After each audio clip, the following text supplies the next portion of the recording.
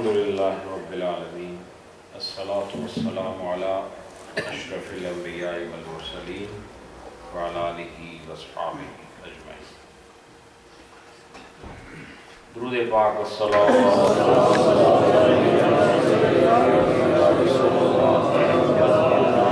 آلہ واصحابہ یا رحمۃ للعالمین۔ محبت، خلوص، وفا اور محبوب ادا کی فراوانی سے معمور یہ مجلس بڑی کامیابی کے ساتھ محبت کا سفر طے کر رہی ہے۔ اس محفل میں صاحبان ذوق، متلاشیان علم معرفت اور متلاشیان علم شریعت ذوق سے شامل ہوتے ہیں۔ دور دور سے لوگ اس مجلس میں حاضری کا شرف حاصل کرتے ہیں اور ہمیں اللہ کا شکر ادا کرنا چاہیے کہ وہ زندگی کی مصروفیات میں اپنی عطا سے اپنے ذکر کے لیے بھی ذوق عطا فرما دیتا ہے۔ دنیا میں آنا اور دنیا سے چلے جانا یہ کمال نہیں، دنیا میں بائیمان آنا اور کامیاب لوٹنا یہ کمال ہے۔ اور کامیاب کون ہوتا ہے؟ کامیاب وہ ہے جو اللہ کے فرامین اور محبوب دو عالم صلی اللہ علیہ وآلہ وسلم کے طریقوں کو سمجھ کر عمل کی منزل میں اتر گیا۔ دل، دماغ، روح، جسم، زبان، ناک، کان، ان چیزوں کے ساتھ زندہ رہنا کمال نہیں، ان چیزوں کو تابع شریعت کرنا کمال ہے۔ آنکھ ضرور دیکھنے کے لیے، لیکن اس سے وہ دیکھو جس کی شریعت نے اجازت دی۔ کان سننے کے لیے ضرور ہے، لیکن اس سے وہ سنو کہ سننا بھی ہو اور عبادت بھی ہو۔ زبان نے بولنا ہے، لیکن زبان سے وہ بولو کہ بولنا بھی ثابت ہو جائے اور اس کا عبادت ہونا بھی ثابت ہو جائے۔ قدم کا کام چلنا ہے، چلو ضرور، لیکن ایسے کام کے لیے چلو کہ ہر قدم پر نیکیاں ملنا شروع ہو جائے۔ اس لیے کامیاب وہ ہے جو سر سے لے کے قدم تک اللہ تعالیٰ کی اطاعت کا نمونہ بن جائے۔ اس کامل مقصد کو پورا کرنے کا یہ اہتمام ہے۔ دریا کوئی ایسا نہیں جس کے دو کنارے نہ ہوں۔ ایسا ہو ہی نہیں سکتا۔ کوئی ایسی رسی نہیں جس کے دو سرے نہ ہوں، کوئی ایسا دریا نہیں جس کے دو کنارے نہ ہوں، اور کوئی ایسا انسان نہیں جس کی دو حالتیں نہ ہوں، ایک جسمانی ایک روحانی۔ ہو نہیں سکتا۔ اگر صرف جسم ہو تب بھی یہ بے جان ہے، صرف روح ہو تب بھی بے جان ہے۔ روح اور جسم ملتے ہیں تو انسان آنکھ کھلتا ہے، زبان کو جنبش دیتا ہے، لبوں سے کلام متلفظ کرتا ہے۔ جب تک یہ دونوں ملتے نہیں، زندگی وجود میں نہیں آتی۔ اسی طرح کامیابی کے بھی دو راستے ہیں، اور ان دونوں کا باہم ملنے سے زندگی پوری ہوتی ہے۔ ایک کا نام شریعت ہے، ایک کا نام طریقت ہے۔ جب تک ان کی ملاقات نہیں کراؤ گے، زندگی کیسے پیدا ہوگی؟ زندگی تو تبھی ہوگی نہیں جب جسم میں روح داخل ہوگی۔ جب تک روح جسم سے الگ ہے، زندگی کا وجود متصور نہیں ہو سکتا۔ اور جس زندگی کی میں بات کر رہا ہوں، اس میں ایک شریعت ہے، ایک طریقت ہے۔ شریعت اس کا جسم ہے، طریقت اس کی روح ہے۔ اس روح کو اس جسم میں داخل کرو تاکہ خوبصورت اسلامی زندگی سامنے آئے۔ اور ان دونوں کا اہتمام اس ایک محفل میں ہوتا ہے، شریعت کا بھی اور طریقت کا بھی۔ تو آپ دیکھیں کہ اول طریقت ہے یا شریعت ہے؟ ترتیب کے لحاظ سے جس آدمی کو شریعت کا پتہ ہی نہ اور وہ صوفی ہو جائے، ایسا ہو سکتا ہے؟ چونکہ کوڈ آف لائف کیا ہے؟ وہ تو قرآن ہے، اور قرآن سے ساری شریعت مستنبت اور مستخرج ہوئی ہے۔ تو شریعت پہلے، بولو شریعت پہلے طریقت بعد، اور ہم وہی کام کرتے ہیں، پہلے شریعت بعد میں طریقت۔ اور شریعت کیا ہے کہ مسائل فقہ کو بیان کرتے ہیں، اور طریقت یہ ہے کہ بالکل تاریکی کا ماحول بنا کے اپنے رب کو یاد کرتے ہیں۔ یہ دونوں ضرورتوں کو ایک مجلس میں پورا کرنے کا آپ کو موقع مل جائے تو یوں سمجھو کہ یہ خدا کی خاص مہربانی ہے۔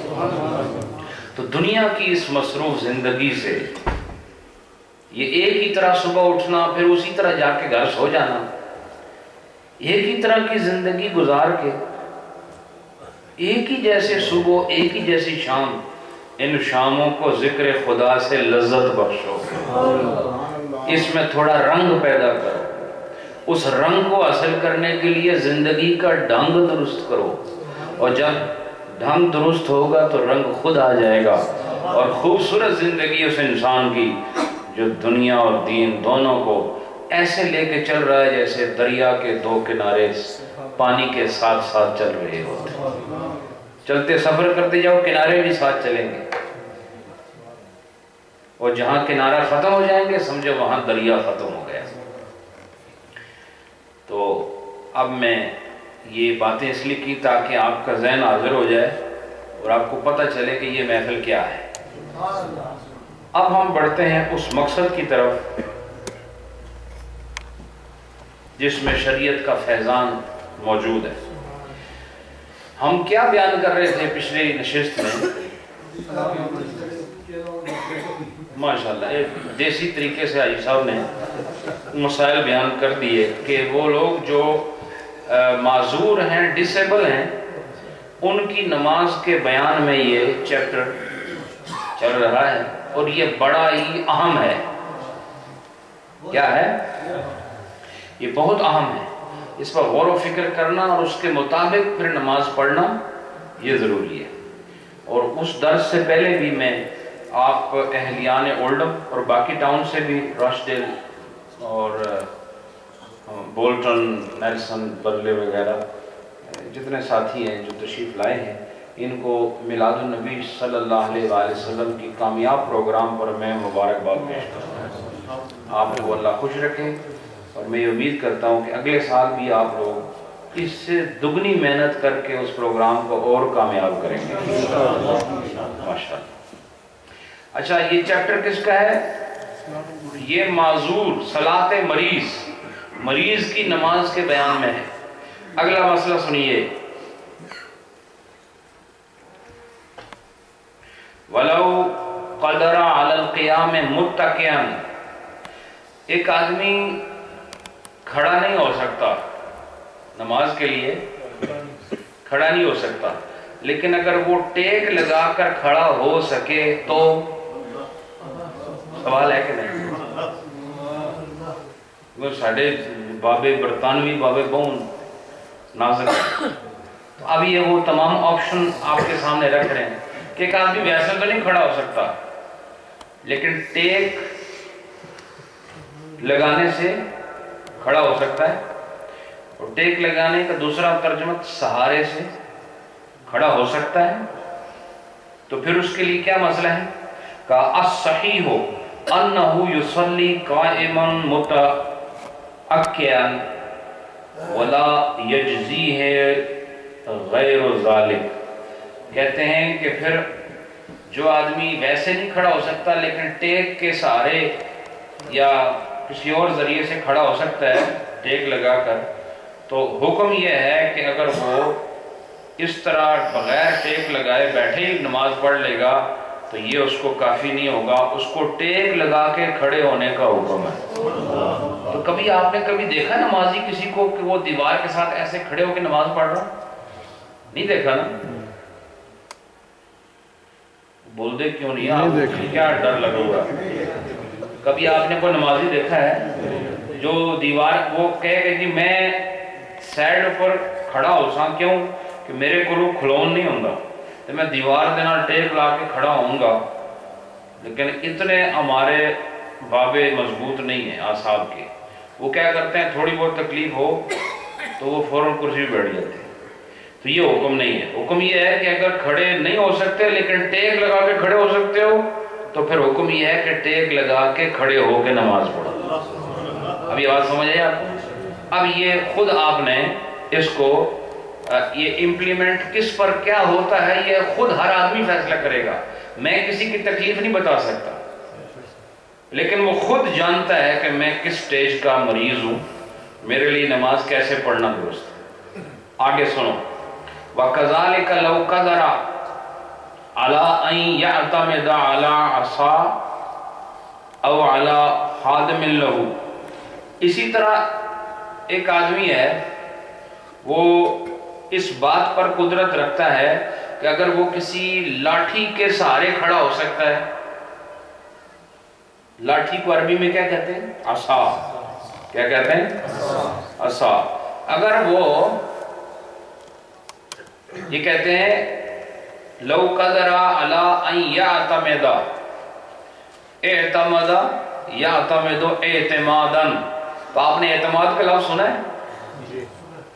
بولتے نہیں آپ؟ ابھی اعتماد کا لفظ سنا ہے کہ مجھے فلاں پر بڑا اعتماد ہے؟ یہ اعتماد کا مطلب کیا ہوتا ہے؟ اعتماد یہ ہوتا ہے کہ آدمی کو اپنا خطرہ ہو نا تو وہ اپنا سارا بوجھ دوسرے چیز پر ڈال دے اور یہ کہے کہ میں اب خود نہیں، میں اس کے سہارے کھڑا ہوں، تو ہمیشہ وہ ایسے کرے گا نہیں، اسی وقت کرے گا جب اسے یقین ہو جائے گا کہ یہ میرا سہارا برداشت کر سکتا ہے، مجھے میرا وزن برداشت کر سکتا ہے۔ تو آپ دیکھیں گے دیوار کے سہارے لوگ کھڑے ہو سکتے ہیں نا، لیکن اگر وہ دیوار کاغذ کی ہو تو کوئی ہاتھ رکھے گا کھڑے ہونے کے لیے؟ نہیں۔ تو اعتماد جو ہم اپنی عام زبان میں استعمال کرتے ہیں کہ مجھے فلاں پر اعتماد ہے، اس کا معنی یہی ہے کہ جو چیز میں کرنا چاہتا ہوں نا، جو وزن اس پہ رکھنا چاہتا ہوں، اس وزن کا یہ اٹھانے کی اہلیت رکھتا ہے۔ اور پھر جب وہ آپ کی بات پوری نہیں ہوتی تو آپ کہتے ہیں اعتماد ٹوٹ گیا، تو وہ یہی ہوتا ہے۔ اسی طرح کہتے ہیں اگر کسی کو اس چیز کی قدرت حاصل ہے کہ وہ کسی عصا کے اعتماد پر کھڑا ہو سکتا ہے، عصا پر اعتماد ہی کرتا ہے نا، تو او علی خادم لہ، یا یہ کہ وہ عصا تو نہیں ہے لیکن اس کا کوئی نوکر، کوئی خادم، کوئی مرید، کوئی باوفا ساتھی، اس کا بچہ، جوان بیٹا، وہ اس کے سہارے کھڑا ہو سکتا ہے۔ دیکھ لو اب، اس کے سہارے کھڑا ہو سکتا ہے۔ فَإِنَّهُ يَقُومُ وَيَتَّكِئُ، اور کہا کہ وہ اس کے لیے حکم یہ ہے کہ پھر وہ کھڑا ہو کے اس چیز پر ٹیک لگا کر، چاہے وہ انسان ہو یا عصا ہو، اس پر ٹیک لگا کے کھڑے ہو کے نماز پڑھے۔ اس سے یہ پتہ چلا کہ آپ کسی انسان کو کہہ سکتے ہیں اگر آپ کو اس پر اعتماد ہے، پھر وہ اعتماد کہ تم ادھر آؤ، میں تمہارے کاندھے پہ ہاتھ رکھ کے کھڑے ہو کے نماز پڑھوں گا، یا تم مجھے تھامے رکھنا، مجھے پکڑ رکھ، میں نماز پڑھوں گا۔ تو اس سے ہوگا کیا؟ اس سے یہ ہوگا نماز یہ پڑھ رہا ہوگا، فیض اسے بھی مل رہا ہوگا۔ کبھی آپ نے ایسا نمازی دیکھا؟ کیا حسن ہو کہ کوئی بزرگ، کوئی ایسا انسان جوان ہی کیوں نہ ہو لیکن عذر کی وجہ سے اس نے کسی کے سہارے کھڑے ہو کے نماز کی کیفیت سے گزر رہا ہو، تو اس کیفیت کے اندر کتنی کیفیت ہوگی، اس کیفیت میں کیسی کیفیت ہوگی، اور وہ منظر کتنا پیارا ہوگا۔ لیکن یہاں تو بس تھوڑی سی تکلیف ہوئی تو انسان فوراً ہی بیٹھنے کی کوشش کرتا ہے۔ اب آگے سنیں آپ، المریض اذا صلی فی بیتہ یستطیع القیام، ایک انسان جو اگر گھر میں نماز پڑھے تو کھڑے ہو کے پڑھ سکتا ہے، اگر وہ گھر میں نماز پڑھے بات سنتے ہو کہ نہیں؟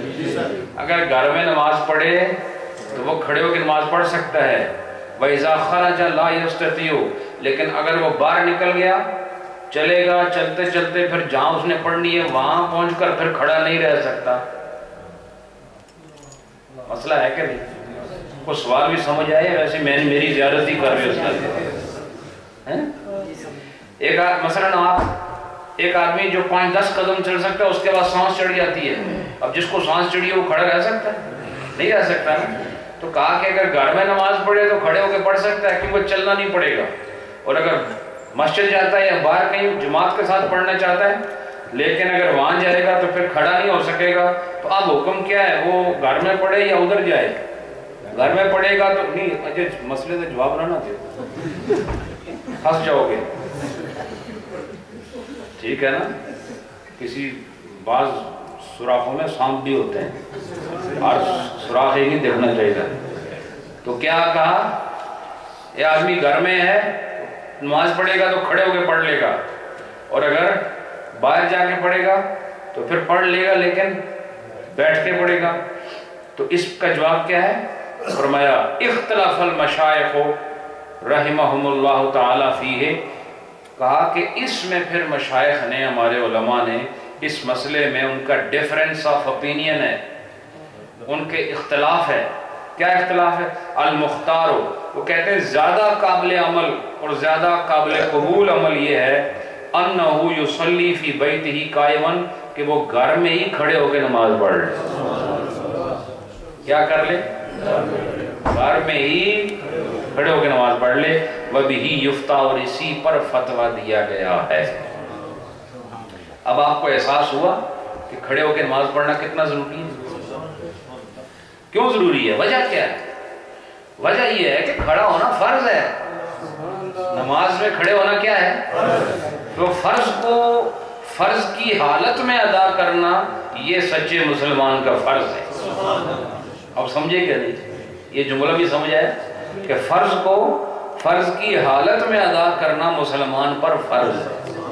تو کب وہ اس سے بچ سکتا ہے؟ جب عذر بڑھ جائے، جب عذر بڑھ جائے. اب آگے چلیے، فرمایا ثم اذا صلی المریض قاعدا، پھر کہتے ہیں اگر ایک آدمی بیٹھ کے نماز پڑھتا ہے تو جو کھڑا نہیں ہو سکتا وہ کیسے نماز پڑھے گا؟ وہ چھالا مارے گا؟ نہیں، جو کھڑے ہو کے نہیں پڑھ سکتا وہ بیٹھ کے پڑھے گا. سارے سے نماز پڑھنا اس میں گزر گیا. جو سارے سے پڑھ سکتا ہے اس کے لیے بیٹھنے والی بات آئی نہیں، اس نے تو کھڑے ہو کے ہی پڑھنی ہے. چاہے وہ کسی عصا کے ذریعے کھڑا ہو، چاہے کسی انسان کو کھڑا کرے پکڑ کے رکھے اس کو نماز پڑھے، یا چاہے وہ دیوار سے ٹیک لگا کے کھڑا ہو، اس کو کھڑا ہونا ہے، اس کو کھڑا ہونا ہے. لیکن یہ کہتے ہیں جب بیٹھ کے پڑھے گا کیف یقعد، تو پھر بیٹھے گا کیسے؟ اگر اس نے بیٹھ کے پڑھنی ہے تو بیٹھنے کی صورت کیا ہوگی، کیسے بیٹھے گا؟ تو فرماتے ہیں الاصح، صحیح قول کے مطابق ان یقعد کیف یتیسر علیہ، وہ ایسے بیٹھے جیسے اس کے لیے آسان ہو. کیسے بیٹھے؟ مثلا ابھی جیسے حاجی صاحب بیٹھے ہیں، ٹھیک ہے، حاجی صاحب جیسے بیٹھے ہیں، اچھا صوفی صاحب آپ بیٹھے ہیں، اور مبشر صاحب بیٹھے ہیں، یہ سارے ہی بیٹھے ہوئے ہیں، لیکن ہر ایک کے بیٹھنے کا سٹائل اور اس کی کیفیت مختلف ہے نا. تو وہ کہتے ہیں جب ہے ہی مریض ہے تو پھر جو بیٹھ کے پڑھ رہا ہے جس صورت میں اور جس شکل میں اس کے لیے آسانی ہو اس شکل میں بیٹھے. سمجھ آئی کہ نہیں؟ جس شکل میں آسانی ہو اس میں بیٹھے. پھر فرمایا وہ صحیح قول ہے وَإِذَا لَمْ يَقْدِرْ عَلَى الْقُعُودِ مُسْتَوِيًا وَقَدَرَ مُتَّكِئًا أَوْ مُسْتَنِدًا إِلَى حَائِطٍ أَوْ إِنسَانٍ يَجِبُ أَن يُصَلِّيَ مُتَّكِئًا أَوْ مُسْتَنِدًا. اب سنو اس بات کو، ایک آدمی اذا لم یقدر، ایک آدمی بیٹھنے پر بھی قادر نہیں، بیٹھ بھی نہیں سکتا، ڈسیبلٹی اتنی زیادہ ہے کہ وہ بیٹھ کے بھی نماز نہیں پڑھ سکتا، کیسے بیٹھ کے؟ بالکل سیدھا بیٹھ کے، جیسے ابھی آپ سب لوگ سیدھے بیٹھے ہوئے ہیں۔ آپ لوگ کیسے بیٹھے ہیں؟ سیدھے بیٹھے ہیں۔ کیسے بیٹھے ہیں؟ سیدھے بیٹھے۔ لیکن یہ جو 3-4 آدمی میرے لیفٹ سائڈ میں بیٹھے ہیں، یہ سیدھے نہیں بیٹھے ہوئے، یہ دیوار سے ٹیک لگا کے بیٹھے ہوئے۔ وہ میں انہوں پہ اعتراض نہیں کرے تو انہوں شکل سمجھا رہا ہوں،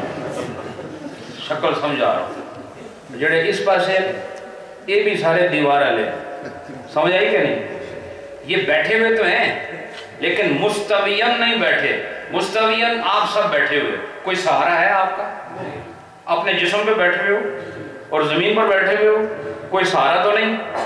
تو یہ کہتے ہیں جو آدمی بیٹھ نہیں سکتا، جو آدمی بیٹھ بھی نہیں سکتا، یاد رکھو جو بیٹھ نہیں سکتا وہ کھڑا بھی نہیں ہو سکتا، لیکن جو بیٹھ نہیں سکتا اس کی بات کر رہے ہیں کہ وہ پھر کیسے نماز پڑھے گا؟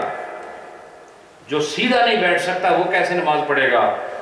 تو کہا کہ پھر دیکھیں گے وَقَدَرَ مُتَّكِئًا مُسْتَنِدًا إِلَىٰ آیَةٍ أَوْ إِنسَانٍ، تو پھر یہ دیکھیں گے کہ اگر اس کو کوئی ٹیک لگا کے بیٹھ سکتا ہے یا کسی دیوار کے سہارے سے بیٹھ سکتا ہے، اپنے جسم پر نہیں بیٹھ سکتا، کیسے بیٹھ سکتا ہے؟ یا دیوار کے سہارے بیٹھ سکتا ہے، یا کوئی بندہ اس کی اسسٹنس کرے، اس کی ہیلپ کرے اور اس کے سہارے بیٹھ سکتا ہے، تو فرمایا اس انسان کے سہارے اور اس دیوار کے سہارے تکیہ لگا کر یا ٹیک لگا کر پھر اس طرح بیٹھنا جس سے وہ بیٹھ سکے، پھر اس طرح نماز پڑھنا ضروری ہے۔ سمجھے؟ مثلا اس کی مثال یہ ہے، جیسے ابھی یہ آپ لوگ بیٹھے ہیں نا، تو آپ یوں کرو کہ ہاتھ ایک طرف رکھ کے ایسے بیٹھ جاؤ، ٹرائی کرو نا، ایسے بیٹھ سکتے ہیں۔ اب یہ آپ اپنے یہ ہاتھ کے سہارے بیٹھ گئے ہو اور آپ کا جسم اتنا کمزور ہے کہ ہاتھ اٹھاؤ گے تو گر جاؤ گے، تو ہاتھ کے سہارے بیٹھ سکتے ہو نا، تو پھر ایسے بیٹھ کے نماز پڑھنی ہے۔ اور اگر ایسا نہیں کر سکتے دیوار کے قریب جاؤ، دیوار سے ایسے لگ کے، یا پھر آپ کا کوئی بیٹا کوئی خادم ساتھ ہو اور اس کے جسم سے جسم لگا کر سہارے، تو پھر بیٹھ کے نماز پڑھنی ہے۔ پھر کیا کرنا ہے؟ یعنی کھڑے ہو کر وہ آدمی جو کھڑا نہیں ہو سکتا لیکن کوئی سہارا ہو تو کھڑا ہو سکتا ہے، وہ بیٹھ کے نماز پڑھ سکتا ہے؟ بولو نا، نہیں پڑھ سکتا۔ اور جو آدمی بیٹھ کے نماز نہیں پڑھ سکتا لیکن کسی کے سہارے بیٹھ کے پڑھ سکتا ہے، تو پھر وہ لیٹ کے پڑھ سکتا ہے؟ نہیں پڑھ۔ اب یہ یوں سمجھ لو کہ ایک سٹیج سے دوسری سٹیج میں آپ کو لے گئے، پہلے کھڑے ہونے کا عذر سمجھایا اور اب بیٹھنے کا عذر سمجھا رہے ہیں کہ ڈسیبلٹی کس ایکسٹینٹ کی ہو اور کس سٹیج کی ہو تو آپ کے لیے کیا مسئلہ ہے وہ آپ کو بتایا۔ بیٹھ کے نماز پڑھ سکتے ہو تو بیٹھ کے پڑھنی ہے، اور بیٹھ کے نہیں پڑھ سکتے لیکن بیٹھ کے پڑھ سکتے ہو جب آپ کوئی سہارا لے لو دیوار کا یا انسان کا، یا کوئی تکیہ وغیرہ رکھ سکتے بیٹھ سکتے ہو، تو پھر اگر کوئی لیٹ کے پڑھے نماز ہو جائے گی؟ نہیں ہو جائے گی، کیونکہ وہ سہارے سے بیٹھ سکتا ہے۔ جب سہارے سے بیٹھ سکتا ہے تو پھر سہارے سے بیٹھ کر نماز پڑھنا فرض ہے۔ سمجھ آ گئی؟ اب یہ آپ خود فیصلہ کر سکتے ہیں کہ آپ کا مرض کس درجے میں۔ اس کے بعد وَلَا يَجُوزُ لَهُ، اس کے لیے جائز نہیں، أَن يُصَلِّيَ مُسْتَجِعًا، کہ وہ بالکل لیٹ کے نماز پڑھے۔ کیوں جائز نہیں ہے؟ اس لیے کہ یہ بیٹھ کے نماز پڑھ سکتا ہے اگر اس کو سہارا دیا جائے۔ اگر اس کو سہارا دیا جائے تو پھر یہ بیٹھ کے نماز پڑھ سکتا ہے۔ اس لیے اگر آپ کو لیٹ کے نماز پڑھے گا تو اس کی نماز نہیں ہو۔ کیوں؟ ولا یجوز کیا ہے؟ کوئی مشورہ نہیں دے رہے، فتویٰ دے رہے، ولا یجوز جائز ہے ہی نہیں، ٹھیک ہے؟ اس کے بعد فرمایا وَإِنْ عَجَزَ عَنِ الْقِيَامِ وَالرُّكُوعِ وَالسُّجُودِ، اگر ایک آدمی کھڑا بھی نہیں ہو سکتا، رکوع بھی نہیں کر سکتا، سجدہ بھی نہیں کر سکتا، مریض ہو سکتا ہے نا ایسا؟ ایک آدمی کھڑا نہیں ہو سکتا، ایک آدمی رکوع نہیں کر سکتا اور سجدہ بھی نہیں کر سکتا۔ وَقَدَرَ عَلَى الْقُعُودِ، لیکن وہ بیٹھ سکتا ہے، کھڑا نہیں ہو سکتا، رکوع نہیں کر سکتا، سجدہ نہیں کر سکتا، لیکن ایسے بیٹھ سکتا ہے جیسے آپ بیٹھے ہوئے۔ اس کا مسئلہ کیا ہے؟ یہ کیا کرے گا؟ یصلی قاعدا بایمان، کہا یہ بیٹھ کے نماز پڑھے گا اور اشارے سے پڑھے گا۔ او ما یومی ایمان کا معنی ہوتا ہے اشارہ کرنا۔ کیا معنی ہوتا ہے؟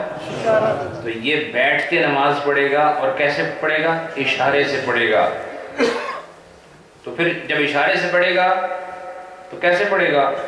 وَيَجْعَلُ السُّجُودَ أَخْفَضَ مِنَ الرُّكُوعِ، اور صرف یوں کرے گا کہ جب وہ سجدہ کرنے لگے گا نا تو رکوع کے مقابلے میں وہ سجدے میں زیادہ اشارے میں جھکے گا۔ مثلا میں آپ کو مثال دیتا ہوں، یہ میں بیٹھا ہوں تو جو میں بیٹھ کے سورہ فاتح پڑھ رہا ہوں میرا قیام اسی میں ہے، کیوں؟ ڈسیبلٹی ہے، ٹھیک ہے۔ اب رکوع آیا، کیا آیا؟ تو مثال کے طور پر یہ میں ادھر کرتا ہوں تو رکوع کے لیے اب میں نے جھکنا اشارے سے، تو میں اتنا جھکا، کتنا؟ یہ دیکھو 3 انچ یا 4 انچ میں آگے گیا ہوں، یہ اتنا میں جھکا۔ اب میں پھر کھڑا ہوا، اب سجدے کے لیے مجھے زیادہ جھکنا پڑے گا۔ یہ ضروری ہے تاکہ سجدے اور رکوع کی جو اصل کیفیت ہے وہ اشاروں میں بھی نظر آئے، کیونکہ جھکنا سجدے میں بھی ہے اور جھکنا رکوع میں بھی ہے، لیکن رکوع میں کم جھکنا ہوتا ہے اور سجدے میں انتہائی کمال ہوتا ہے۔ سجدے میں انسان پوری فکر، پوری سوچ، پورے جسم کے ساتھ جھکتا ہے، اور جو سجدہ ہوتا ہے اس میں زیادہ جھکاؤ ہوتا ہے۔ اس لیے فرمایا اگر وہ بیٹھ کے نماز پڑھتا ہے اور اشارے سے تو اس کے رکوع کے مقابلے میں سجدے میں جھکنا زیادہ ضروری ہے۔ تو جو آدمی دو اس طرح کرے، تھوڑا ایسے گیا پھر تھوڑا ایسے گیا، اس کی نماز ابھی دیکھتے ہیں، فتویٰ نہ دینا، دیکھتے ہیں آگے پڑھوں گا تو پتہ چلے گا نا۔ اجے وہ بٹن دبائے نہیں تو گولی پہلے ہی فائر کر چھوڑتے ہیں۔ تو کیا کہا آگے؟ وَيَجْعَلُ السُّجُودَ أَخْفَضَ مِنَ الرُّكُوعِ، اور جو سجدہ ہے وہ رکوع کے مقابلے میں زیادہ جھکاؤ کے ساتھ ہوگا۔ پھر فرمایا حَتَّى لَوْ سَوَّى لَمْ يَصِحَّ، کہا اگر اس نے ان دونوں کو برابر مقدار کے ساتھ جھکنے میں ادا کیا تو یہ صحیح نہیں ہوگا۔ اب ڈسیبل جو لوگ ہیں آپ کے ارد گرد، جن لوگوں کو مسئلہ معلوم نہیں ہوتا اور آپ دیکھ رہے ہوتے ہیں نماز پڑھ رہے ہیں بیٹھ کے اور رکوع اور سجدے میں برابر جھک رہے ہیں، تو ان کو سمجھاؤ کہ اگر تم نے رکوع میں جھکنا ہے، اور مثال کر ایک آدمی 6 انچ تک آگے جھک سکتا ہے، اس سے آگے جھک ہی نہیں سکتا، تو انہوں آپ کو تو 4 انچ جھک کے رکوع کرو اور 6 میں پھر سجدے کی کیفیت پیدا کرو۔ وہ پہلے 6 میں جھک کے کیسے ہوگا؟ پھر نہ مانے تو پکڑ کے سجدہ کرو، ٹھیک ہے کہ نہیں؟ کیونکہ پھر یہی علاج ہوتا ہے۔ کیا طریقہ ہے؟ اگر ایک آدمی 8 انچ تک وہ باؤ کر سکتا ہے، آگے جا سکتا ہے، تو رکوع کے لیے کیا چاہیے اس کو؟ اگر 8 انچ کر سکتا ہے تو اس کو چاہیے وہ 4 انچ کر رہے، 5 انچ کر، اندازہ ہوتا ہے۔ اور پھر سجدے میں جتنا اس کی ایبیلٹی ہے اتنا وہ جھک جائے، کیا کرے؟ تو پھر اس سے کیا ہوگا؟ اس کی نماز صحیح ہو جائے گی۔ وَقَضَى لَوْ عَجَزَ عَنِ الرُّكُوعِ وَالسُّجُودِ وَقَدَرَ عَلَى الْقِيَامِ۔ اچھا ایک آدمی ہے، یہ بھی میں نے آپ کو مسئلہ بتایا کس آدمی کا؟ جو نہ کھڑا ہو سکتا ہے، نہ رکوع کر سکتا ہے، نہ سجدہ کر سکتا ہے، یہ اس کی بات ہے۔ اب یہ کہہ رہے ہیں کہ اگر کوئی آدمی ہے وہ رکوع نہیں کر سکتا، سجدہ نہیں کر سکتا، لیکن کھڑا ہو سکتا ہے۔ دیکھو جتنے بھی پاسبلٹیز ہیں نا ڈسیبلٹی کی، اور جتنے بھی فارمز آف ڈسیبلٹی ایکسپیکٹڈ ہیں، ان سب کا جواب دیکھو یہاں موجود ہے۔ ایک آدمی ہے جو کھڑا نہیں ہو سکتا، بیٹھ نہیں سکتا، رکوع نہیں کر سکتا، سجدہ نہیں کر سکتا، ہر طرح کے مسائل، ہر طرح کے جواب موجود ہیں۔ تو پہلا مسئلہ کیا تھا؟ ابھی جو بتایا، کھڑا نہیں ہو سکتا، رکوع نہیں کر سکتا، سجدہ نہیں کر سکتا، تو حکم کیا ہے؟ بیٹھ کے نماز پڑھے اور پھر صرف یہ کرے کہ اشارے میں پڑھے گا، رکوع میں کم جھکے گا اور سجدے میں زیادہ جھکے گا اشارے کے اندر۔ اب ہے اس کا مسئلہ جو رکوع نہیں کر سکتا، سجدہ نہیں کر سکتا، لیکن قیام کر سکتا ہے، وہ کیا کرے؟ تو فرمایا فالمستحب، مستحب یہ ہے ان یصلی قاعدا بایماء، کہا اس کے لیے مستحب یہ ہے کہ وہ بیٹھ کے نماز پڑھے، بے شک کھڑا ہو سکتا ہے، بے شک کھڑا ہو سکتا ہے، وہ کیا کرے؟ وہ بیٹھ کے نماز پڑھے۔ وَإِن صَلَّى قَائِمًا بِإِيمَاءٍ جَازَ عِندَنَا، اور اگر اس نے بیٹھ کے نماز نہیں پڑھی، کھڑے ہو گئی پڑھی اشاروں کے ساتھ، تب بھی احناف کہتے ہیں ہمارے نزدیک یہ طریقہ بھی جائز ہے۔ جو آدمی کھڑا ہو سکتا ہے لیکن رکوع اور سجدہ نہیں کر سکتا، اس کی دو صورتیں ہیں، وہ کھڑے ہو کے بھی اشارے سے نماز پڑھ سکتا ہے، بیٹھ کے بھی اشارے سے نماز پڑھ سکتا ہے، لیکن بیٹھ کے پڑھنے میں زیادہ ثواب ہے۔ یہ مسئلہ آپ کو بتا دیا۔ پھر فرمایا وَالْمُومِعُ يَسْجُدُ لِلسَّهْوِ بِالْإِمَامِ، اور اسی طرح جو آدمی اشارے سے نماز پڑھتا ہے اس کو مومی کہتے ہیں۔ کیا کہتے ہیں؟ مومی، ایما سے ہے، جو اشارے کرنے والے کو مومی کہا جاتا ہے عربی میں۔ تو فرمایا کہ جو اشارہ کرنے والا ہے، یعنی نماز اشارے سے پڑھنے والا، یہ سجدہ سہو بھی اشارے سے ہی کرے گا۔ کیسے؟ جب وہ باقی سجدے اشارے سے کرے گا تو سجدہ سہو بھی اشارے سے کرے گا۔ وَيُكْرَهُ لِلْمُؤْمِنِ أَن يَرْفَعَ إِلَيْهِ عُودًا أَوْ وِسَادَةً لِيَسْجُدَ عَلَيْهِ، کہا کہ اشارے سے نماز پڑھنے والے کے لیے ایک بات مکروہ ہے، وہ کیا؟ کہ وہ سجدہ کرنے کے لیے کوئی آگے ٹیبل، کوئی لکڑی یا کوئی بڑا تکیہ رکھے کہ میں اس کے اوپر سر رکھوں،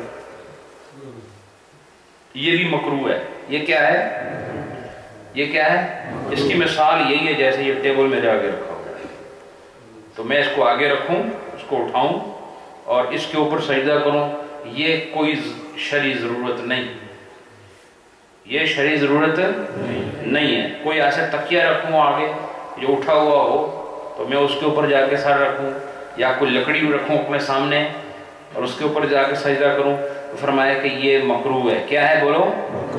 فَإِن فَعَلَ ذَلِكَ، اگر اس نے ایسا کر لیا تو، اگر ایسا کر گیا تو يَنظُرُ إِن كَانَ يَخْفَضُ رَأْسَهُ لِلرُّكُوعِ ثُمَّ لِلسُّجُودِ أَخْفَضَ مِنَ الرُّكُوعِ جَازَتْ صَلَاتُهُ، کا پھر دیکھا جائے گا اگر اس کا سر رکوع میں جھکا اور سجدے میں بھی سر جھکا، اور اگر سجدے میں سر زیادہ جھک گیا ہے تو پھر نماز ہو جائے گی۔ کیا ہوگا؟ نماز ہو جائے گی، اور اگر برابر رہے تو پھر وہ صحیح نہیں۔ اس کے بعد بھائی جب اس نے اشارے سے پڑھنا ہے تو پھر آگے چیز رکھنے کا مقصد ہی کوئی، اس نے تو سر تھوڑا سا ہلانا ہے، سمجھے کہ نہیں؟ وَيَكُونُ مُسِيًّا، لیکن ایسا کرنے کے بعد بھی، یعنی اگر اس نے آگے لکڑی وغیرہ رکھی ہوئی ہے، سجدہ کر رہا ہے، رکوع کر رہا ہے، اور رکوع میں زیادہ نہیں بلکہ کم جھکا اور سجدے میں زیادہ جھکا، لیکن جھکا کس پر؟ اس لکڑی پر یا اس تکیے پر، تو کہا نماز تو ہو جائے گی لیکن اس نے برا کیا۔ کیا کیا؟ اس سے مطلب یہ ہے کہ آگے کوئی چیز رکھنے کی ضرورت نہیں ہے۔ پھر فرمایا وَإِن كَانَ لَا يَخْفَضُ رَأْسَهُ لَكِنَّ يُودَعُ الْعُودَ عَلَى جِبْهَتِهِ لَمْ يَجُزْ هُوَ الْأَصَحُّ، اگر ایک آدمی نے سجدے کے لیے سر نہیں جھکایا، کیا؟ سر نہیں جھکایا، تو بلکہ یوں کیا کہ وہ جو چیز سامنے رکھی تھی اس کو اٹھا کے ماتھے پہ رکھ رہا ہے، دماغ ہے جو بھی آ جائے بیچ میں، تو لم یجز، تو جائز ہی نہیں ہوگا۔ کیا ہوگا؟ جائز نہیں ہوگا۔ والأصح، اور یہی صحیح بات ہے، فَإِن كَانَتِ الْوِسَادَةُ مَوْضُوعَةٌ عَلَى الْأَرْضِ وَكَانَ يَسْجُدُ عَلَيْهَا جَازَتْ صَلَاتُهُ، ہاں اگر وہ تکیہ وہ زمین پر رکھا ہوا ہے اور وہ سجدہ بھی اس کے اوپر کر رہا ہے تو پھر نماز جائز ہو جائے گی۔ اگر وہ تکیہ زمین پر رکھا ہوا اور پھر اس کے اوپر وہ سجدہ کر رہا ہے تو پھر اس کی نماز کیا ہوگی؟ بولو جائز لے گی۔ وَإِن كَانَ بِجِبْهَتِهِ جَرْحٌ، اگر کسی آدمی کی پیشانی پہ زخم ہو، مسئلہ ہے سجدہ کہاں ہوتا ہے؟ زمین پر، اور سب سے زیادہ ضروری یہی ہے نا کہ آدمی کے جو ماتھا ہے وہ زمین پر لگا ہو، لیکن اگر ماتھے پر زخم ہو، ماتھا زخمی ہو، تو پھر لا یستطیع السجود علیہ، اور اس کے اندر یہ ایبلٹی نہ ہو، استطاعت نہ ہو، طاقت نہ ہو کہ وہ ماتھے کے اوپر سجدہ کر سکے۔ کیوں کہ ماتھے پر کیا ہے؟ زخم ہے۔ لم یجزئہ الامام وعلیہ ان یسجد علی عنفہ، تو کہا کہ اس کے لیے اشارہ جائز نہیں، وہ اشارے سے سجدہ نہیں کر سکتا، بلکہ وہ سجدے میں جائے گا اور ناک پر سجدہ کرے گا۔ کہاں سجدہ کرے گا؟ ناک پر سجدہ کرے گا۔ وہ یہ نہیں کہہ سکتا کہ میرے متھے نو لگ گئی ہے تو جب میں متھا نہیں رکھ سکتا، تو پھر کیا حکم ہے کہ ماتھا نہیں رکھ سکتے تو ناک پر سجدہ کرو۔ وَإِن لَمْ يَسْجُدْ عَلَىٰ أَنْفِهِ أَوْ مَا لَمْ تَجُزْ صَلَاتُهُ، لیکن اگر اس نے ناک پر سجدہ نہیں کیا، ماتھا زخمی ہے نا، لیکن اس نے ناک پر سجدہ نہیں کیا اور اشارے سے سجدہ کر لیا، تو فرمایا کہ پھر اس کی نماز جائز نہیں ہوگی، اس کی نماز جائز نہیں ہوگی۔ میں یہیں تک رکھتا ہوں انشاءاللہ۔ یہ جو چیپٹر ہے نا ہمارا صلاۃ مریض کا، اس میں ابھی تقریباً یوں سمجھ لو کہ 2-3 درس اور ہوں گے ابھی، یہ چونکہ ہم ایک ایک حرف آپ کو پڑھ کے بتا رہے ہیں، سمجھا رہے ہیں، تو یہ دیکھیں آج جو آپ کو باتیں پتہ لگیں اگر نہ آتے تو پتہ نہ چلتی، بولو نا، اور یہ ضروری تھی، اور آج کے بعد آپ دوسرے کو بھی بتا سکتے ہیں، یقین سے بتا سکتے ہیں، اس لیے کہ میں نے مسئلہ پڑھ کے بتایا آپ یہ نہیں کہہ سکتے ہم نے ان سے سنا ہے، آپ یہ کہہ سکتے ہیں ہم نے فتاوی عالمگیری سے سنا ہے۔ کہاں سے سنا ہے؟ اس لیے میرے دوستو یہ مجلس آپ کی بہت اہم ہے، ہفتے میں ایک دن اس میں ضرور شرکت کیا کریں، تو اللہ تعالیٰ سب کو خوشیاں عطا فرمائے۔